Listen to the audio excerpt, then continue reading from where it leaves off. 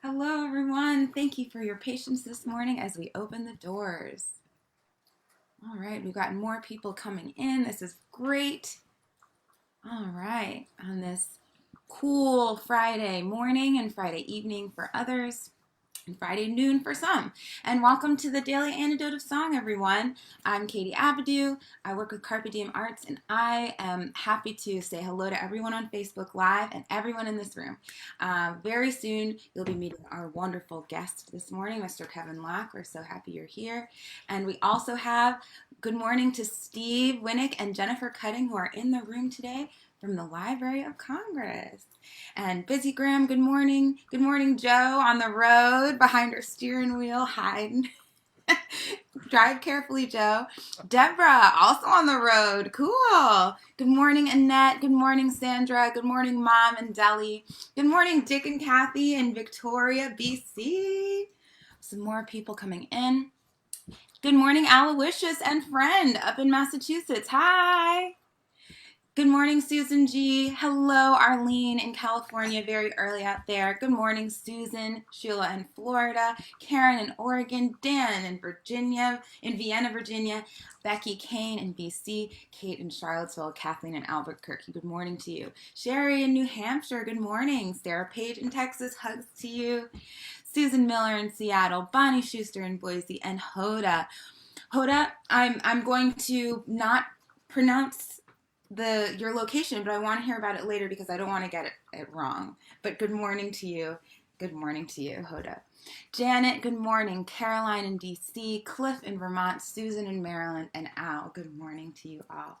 Ruth in Birmingham, good evening. Janny, good morning, perhaps, or good afternoon. Carolyn in Boise, Amanda and Miles in Michigan, Gary and Luda, Storm, Christiana, Barb in Kentucky, Jim in New York City. Woo! I feel like this room is getting more and more full. Good morning, Cricket. Good morning, Amos. Good morning, Kevin in New Hampshire. Fred in Silver Spring, Maryland. I hope you're keeping warm. Nancy and your beautiful golden cow. Ralph in Victoria, Claire in Boise, Delhi, again, Carol in Connecticut, and a whole group of people coming in from off camera. We're so happy that you're here today, and we're really happy that we're going to get to sing along with a wonderful guest. So I'm passing the torch on to you, Steve and Jennifer. Good morning, good afternoon, and good evening, everyone. I'm Jennifer Cutting, and this is my partner in crime and colleague, Stephen Winnick. Hi, everyone. And though Steve is a folklorist and I was trained as an ethnomusicologist, we are both called folklife specialists at the American Folklife Center at the Library of Congress in Washington, D.C.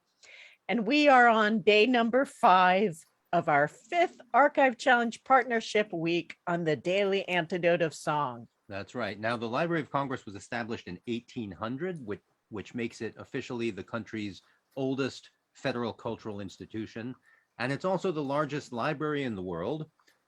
So the American Folklife Center, which is our division of the library, is, of course, just one small division of this library. We have 28 people. The library has over 3,000 people working for it. So we're a small but mighty division that has millions of items of cultural documentation, including sound recordings, moving images, photographs, and many, many manuscript pages. But we focus in the Daily Antidote usually on the sound recordings, which include traditional music of all kinds, including a lot from Native American communities. So we're small in a large library, but we're mighty.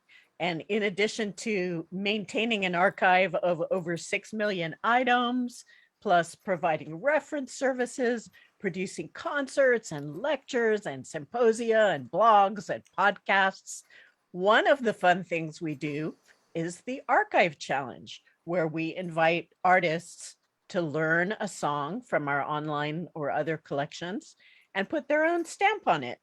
So we're going to tell you a little bit more about that later and about today's featured field recording later. We hope you have time to stay a little while after Kevin sings and we sing together, but we wanted to get to the music as soon as possible. So today's guest is Kevin Locke of the Lakota and Anishinaabe nations. He's a world famous hoop dancer, a great player of the indigenous Northern Plains flute, a traditional storyteller and a cultural ambassador, recording artist and educator. And Kevin will be teaching you a song today that's from our Willard Rhodes collection. And we've got the words. Katie, can you put those words up in the chat or on the screen? And Kevin, over to you to teach us and sing with us the song Hey Miyé He, or This Is Me. Oh, okay. You want me to teach that one? All right, I can. It's not really a sing-along type of a song, and that's why I chose a shorter one to teach. But we can still do this one. You know, if people want to say these words, there's a lot of lyrics in here, but I can go over it real quick, and then maybe we could also do a song that would be easy for people to sing. But this is from Let's do both of them. do both of them. Okay, yeah, I can do this one here. So this one here, it's from a really a unique. It's a very aberrant genre of music within this vast universe of Lakota music, and this type of this genre here is a very specialized genre for the type of songs that originate as a vocal composition, and then they are instrumentalized on the indigenous flute. And so at one time, especially in the pre-reservation days, these songs were very prevalent, were very, very common. I would venture to say that everybody knew them, or they might have their own songs. And so it was a well-known genre. And then it slowly faded out in the reservation days. And so this man that was the archive that was captured in the archive by Willard Rhodes, his name was John Koloff. John Koloff, and his father was from Russia, and his mom was an Oglala. So he spoke, his first language was Lakota, and I think his second language was Russian, and his third language was English. But he was so intellectually gifted that he was kind of a Renaissance man, and he was the official translator during the early reservation period at Pine Ridge, where almost, like 95 or more percent of the people were monolingual, speaking no European language. But so this is, it was great that he was captured here, because his role was only as a translator, but they did document 2 songs. Willard Rhodes documented 2 songs of him. This one, you can see the lyrics, says, Itoapi. You can try and say that, Itoapi. It means photograph. Itoapi means photograph. Itoapi kile. This photograph, yuha na miksuya. Miksuya means, yuha means to have it, and then miksuya, to remember me. In other words, remember me by it. And then he miyé. He miyé means that is me. That is me. And then the next one is Shíyo. Now, it was translated down here as cousin, but I think that it could be a better translation, although you could say that. But Shíyo is a woman's word it means a brother-in-law, and it's kind of like a local term for somebody who's eligible for marriage, because your brother-in-law is if you're a woman, then your brother-in-law is somebody that you're highly eligible for marriage. Like anyway, I don't need to, everybody knows brother-in-law. Okay, then it's got the same words repeated. And so that is the refrain that's repeated at the beginning of the song. And then so it's kind of cryptic, it's a little bit mysterious, you don't know really where it's going, but then the second part of the song, where there's a melodic shift in that song, and that's where it gets into the kind of like it discloses the meaning. And so it says treha. You can try and say that. Treha means refers to a duration, like a long time. Could be in distance, but in this case refers to time. Treha wa maya la kinkte shne. Wa maya la kinkte shne. It's conjugating that verb wayanka, which means to see, but we say wa maya la kinkte shne. You won't see me for a long time. Wamaya kinte shne shash. That means in all likelihood, kind of like in all likelihood, you won't see me for a long time. And then the next phrase is a hakal ish. A hakal ish means has to do with finally, after a long time, and then after that long period of time, finally, at the end of that duration, ehakalesh ampito iyohila wamayala kingte. So finally, after this long time, finally, then every day you'll see me. Wamayala kingte. Again, it's conjugating that verb wayanke. Every day you'll see me, and then it goes back. So I don't know if I want to try and teach this to everybody, but I can sing that part. You can hear how it goes. Maybe I'll do it. I'll just play it I'll play it quickly on the flute, and then I'll sing it. How about that? Does that sound good? Yeah. Okay.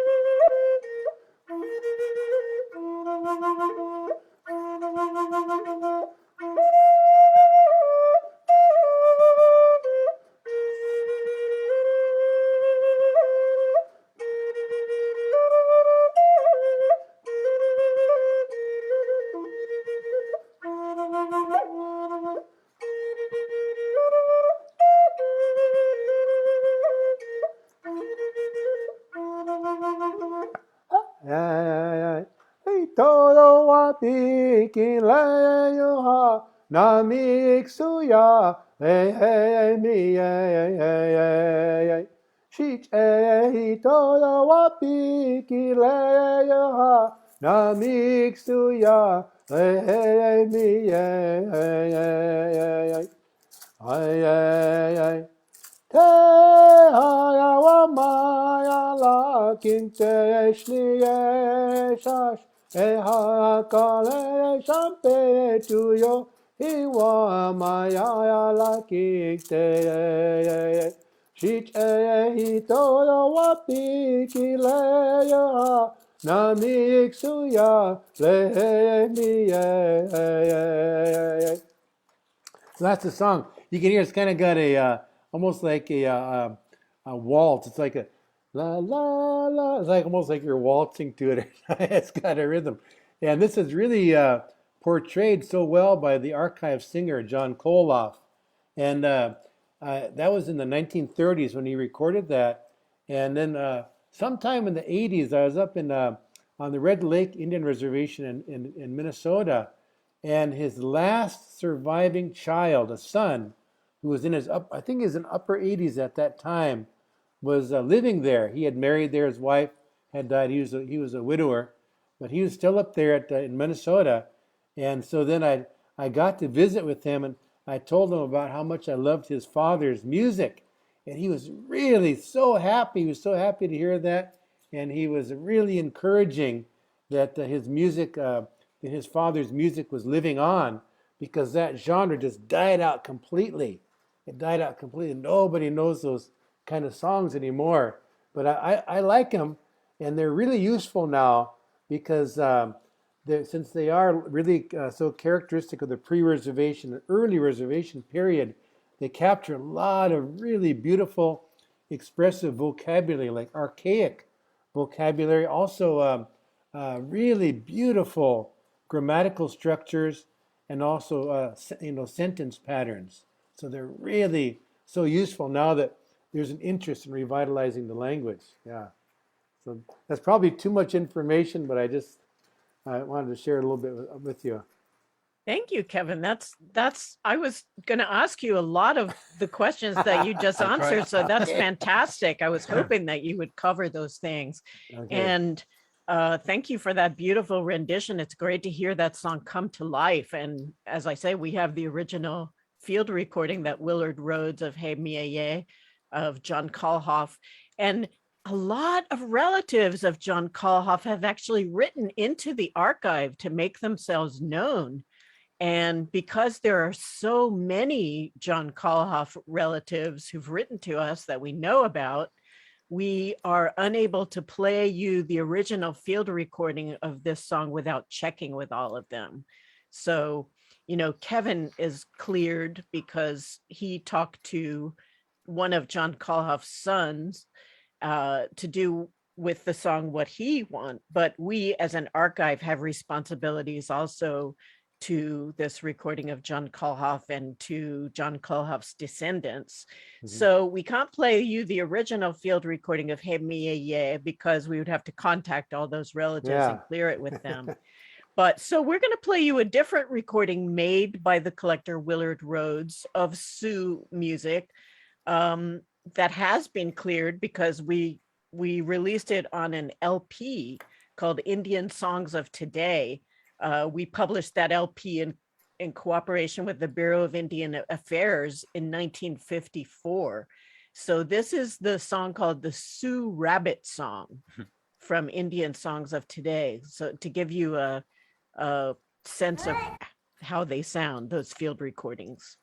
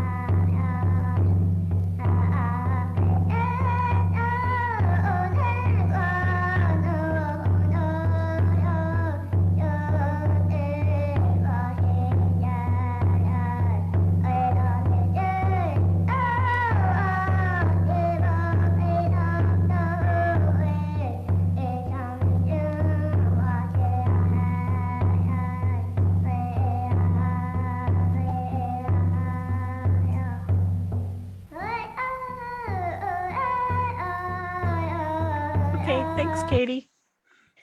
So there's an example of how Willard Rhodes's field recordings of Sioux, Lakota Sioux music sound. Very clear, very easy to follow. Kevin, can you tell us anything about that particular Sioux rabbit song? Yeah, it's what they call rabbit dance, Mashtinchala Wachi Oloa, which means rabbit dance song. And they were really popular in the early reservation days. All the dances and everything were banned, and people were punished for dancing and things like that. But there was a whole category of these kind of songs or type of dances and songs that they would do kind of in secret. So a lot of the communities have built these big dance halls, and some of them, like for the wintertime, they were well-made log structures. And so this became really popular to do these rabbit dance songs during the early reservation period. I'd say like maybe in the teens and the 20s, back in there in the 30s. And so a lot of these songs are still remembered today, and they've kind of evolved over into what they call round dance songs. So that's really taken off now. And but these rabbit dance songs, it's kind of an interesting step where they go two forward and one back, and they're partnered couple dances. So a man and a woman. And anyway, there's a lot of rules and regulations about it, but it's mostly it's just like a social thing. So there's a lot of people have a lot of fun, and they have feasts, and they have prayers that go with it. And so it's really a whole idea of like creating that community unity. Okay. Thanks. And Steve, did you want to say something? Well, I think I thought, Kevin, did you want to teach us a short other song? Was that the plan? I can teach a short song, sir. Yeah, that sure, would be great. Yeah. I'm up for another one. Yeah, and this is also it's a really old style of song, and it's like a category of children's songs. And so what it is that there's a type of a bird which at one time was really prevalent, but it kind of got an invasive species was introduced called the Chinese ringneck pheasant, which is now the state bird of South Dakota, but it was so invasive and it succeeded so well that it took over a lot of the environment. But there are still these original kind of birds that are called, in English, they're called grouse.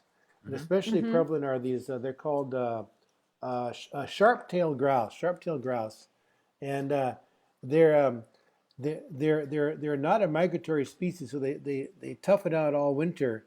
And then in the spring, usually early spring, like in March, usually in March, or March, they do a courtship kind of ritual, and it's very elaborate, very beautiful.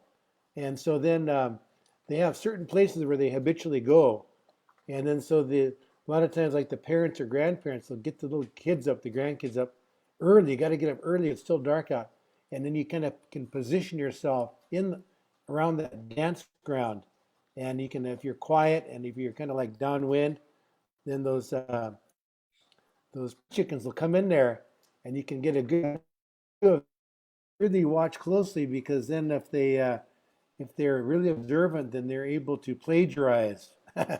they can they're, in other words, they're entitled to those that choreography, the dance moves. Right. And then Absolutely. yeah, so then they make a lot of little songs for the kids, and so here's one of them. I'll just play the melody on the flute, then I can teach everybody to sing it.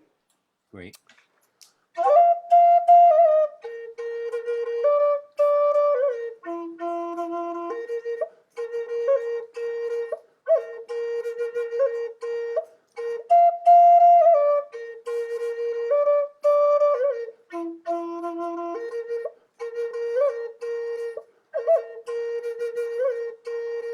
So it's really short. I played it through twice. And so then there's the 5 words in there. So you can say the words, everybody can say the first word. I think it's in the chat too. You can say that, and that there's diacritical marking. So anyway, the first word, it says Šíyo.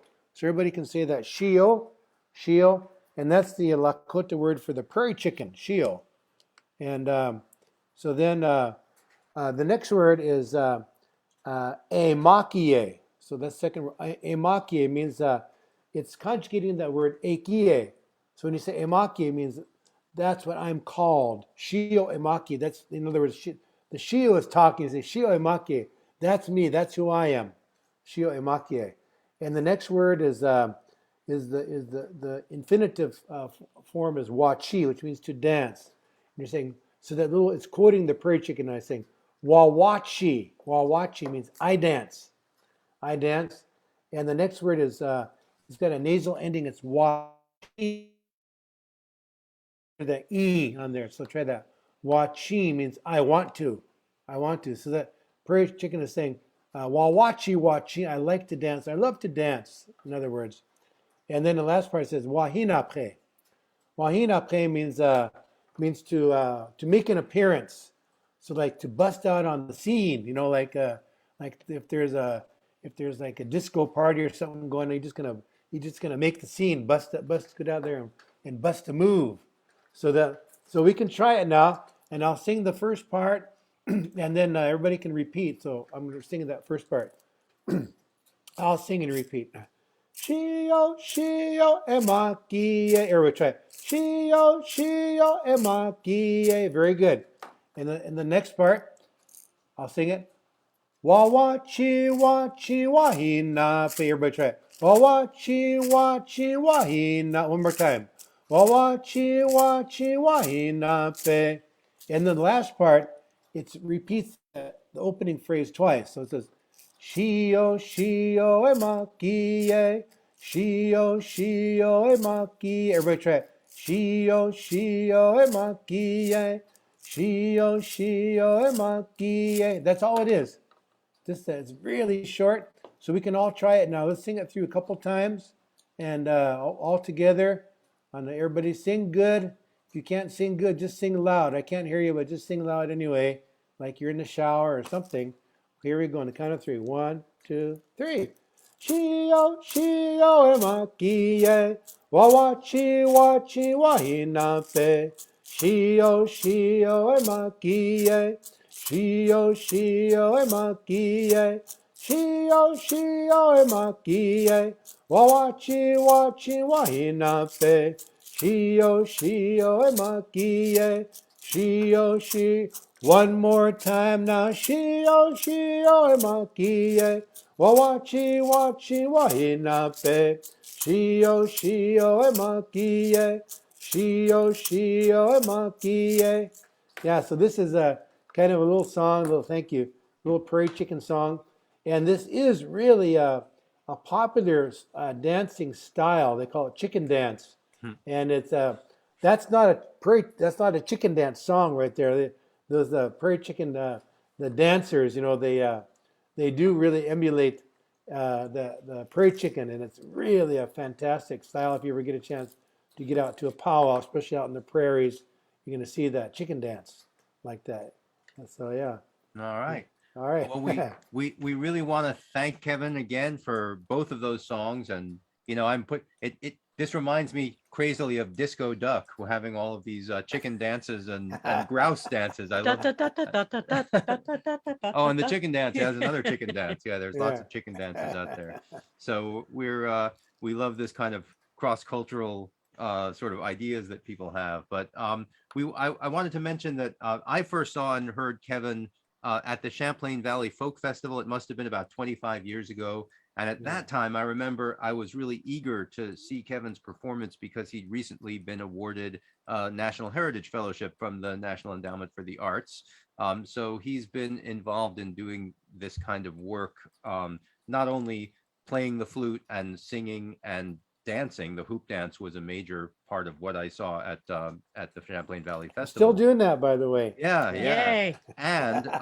And being a great spokesman for his community and for Native peoples in the United States. And we really appreciate all the work that Kevin's done for all of these years. So thank you once again, Kevin, for teaching us your wonderful songs and playing them for us as well.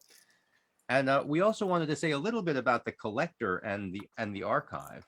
So Willard Rhodes was an interesting guy, and he got his advanced degree from my alma mater, which was Columbia University. He was originally trained as a music educator, which is a traditional way into ethnomusicology. It's actually Jennifer's degree was in music education before she became an ethnomusicologist as well. And he got his Columbia degree in 1929, and then he went to Paris to study with Nadia Boulanger, as you do if you're Willard Rhodes. And he returned to New York and started to work for two institutions. One was Columbia again, so he got a teaching job at Columbia University, but he also started to work for the Bureau of Indian Affairs. It was kind of something that he stumbled into because he worked for a couple of years as the music director of a public school, and his superintendent ended up being the education director of the Bureau of Indian Affairs and kind of imported him to this government agency and put him in charge of music. So at that time, he was, as I said, teaching at Columbia, and at Columbia at that time were people like Franz Boas and Ruth Benedict and George Herzog, the people who founded the discipline of ethnomusicology, which didn't exist yet at that time. And so although It was Rhodes, an offshoot of the discipline of anthropology. really, and of music, and Mhm. Rhodes was in the music side and these folks were in the anthropology side. And so even though Rhodes already had his degree, he actually started to take all of their courses so he could understand how this work should be done. And then he went out, and for years he collected all over the US in the different Native communities. So he collected hundreds of recordings of different Native American tribes and nations throughout the country. And so we have all those recordings. At that time, what the Bureau of Indian Affairs did was make a deal with the Library of Congress, whereby they borrowed our equipment to make the recordings and then deposited the originals of those recordings in the Library of Congress. And that's why we have them. We've had these recordings from 1940 on since they were made at that time. And we have over the years made a great effort to also repatriate a lot of these recordings to the tribes. And much of this music has been copied for tribal archives and libraries all across the country. But it's also true that the tribes don't always have the funding that they would like to have to maintain those collections. And so we always invite members to visit us and hear the recordings.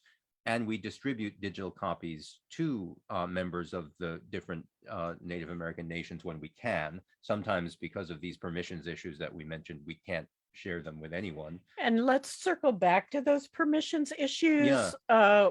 We, as an archive, try to do the right thing in terms of our ethical considerations to the real owners of this music, which is the Native Americans who sang them.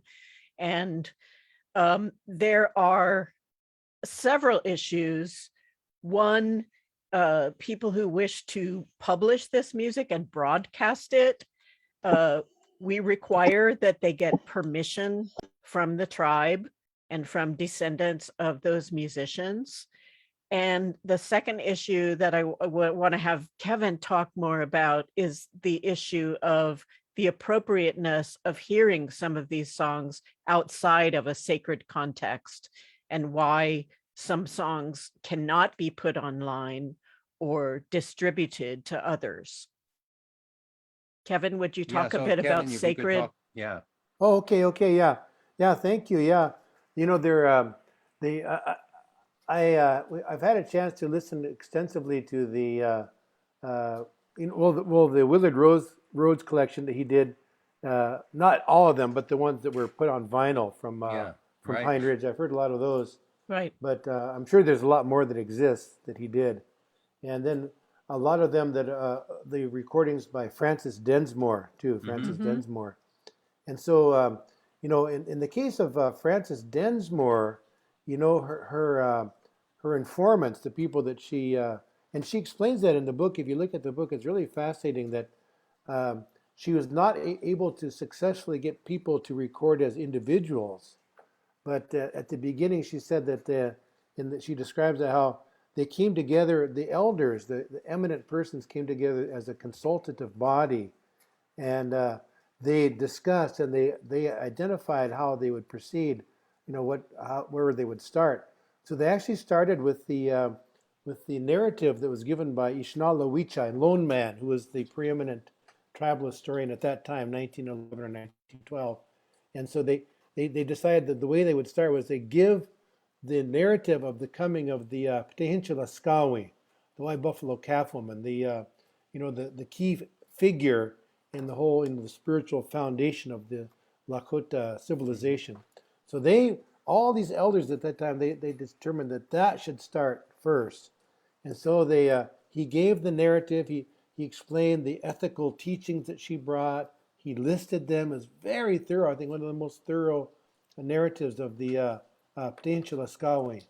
And then they had other singers, preeminent singers, who gave authentic versions of her songs, the original songs. And those are centuries and centuries old, way back, those songs.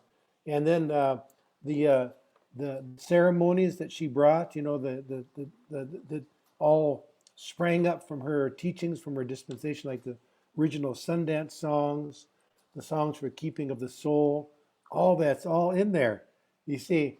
And so I suppose it's okay for people to hear them, but you just can't go around whistling those songs, you know, after hearing them.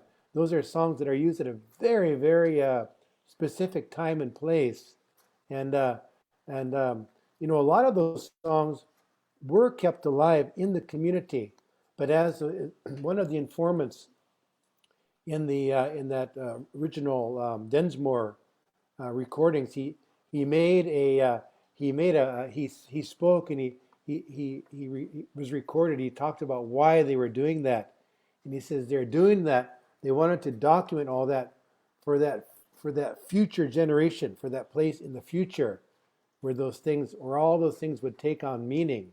So, you know, remember at that time, they were prohibited from practicing all those things, and so they were told that was all invalid, had no place. But yet, those people who did those recordings, they knew in the future there would be value to them. So that's why they did that, for that future generation. So now we're coming around to that time now, where we have many young people who do have an interest in that the foundations of our spiritual heritage as a people, and how this relates to our current conditions and how we can potentially make a contribution to an emerging global civilization. But Thank you, way Kevin. back Thanks there, for 100 that. some years ago, Yeah. they foresaw that. See. Yeah, and we, one of the things that we love the most about having this archive, about the existence of this archive, is the fact that descendants of the people who sang for us, and in some cases, descendants of their wider communities, can come and learn songs that, people don't know anymore, songs that have been forgotten. And in the case of Native peoples, it's often the case that even the language, they've struggled to keep the language alive, because for a long time it was discouraged to speak these languages. Yes. And so just the existence of these recordings lets people know how the languages were spoken and how the songs were sung. And to have this and be able to give it back to people is something that we're so happy about, even though in some cases the methods under which they were collected, or the circumstances under which they were collected, weren't advantageous to the people whose music or language was collected. Now we find we can turn it to their advantage, and we're really happy that we're able to do that. So, And we thank you, Kevin, for keeping many of these songs alive yourself as a living archive. And that is one of the reasons that you were recognized as a National Heritage Fellow. You are a national treasure. And can you tell us anything about your mentoring the next generation? Are you teaching these days, now that the world is opening up again? Just wondering about the links in the chain and the continuity of tradition, and how you are helping the next generations to learn. Yes. Yeah. Thanks for that question, because we do have I do extensive workshops on flute making and flute playing. So, now that there is an interest in language revitalization, as you know, no matter what language you speak in the world, chances are you learned a lot of it through music, because that's how children all over the world, we learn vocabulary, colors, numbers. We learn all the basics, sentence structures, everything through music. And so this is and of course the flute is really good, because the flute is so appealing to everybody. So then we can teach songs through instrumentally, and of course vocally as well. And so this is what we've been doing. In fact, in about a couple of weeks, I have a week-long residency up there at the Fort Berthold, 3 affiliated tribes: Mandan, Hidad, and Rikra, over kind of like west of Minot, North Dakota.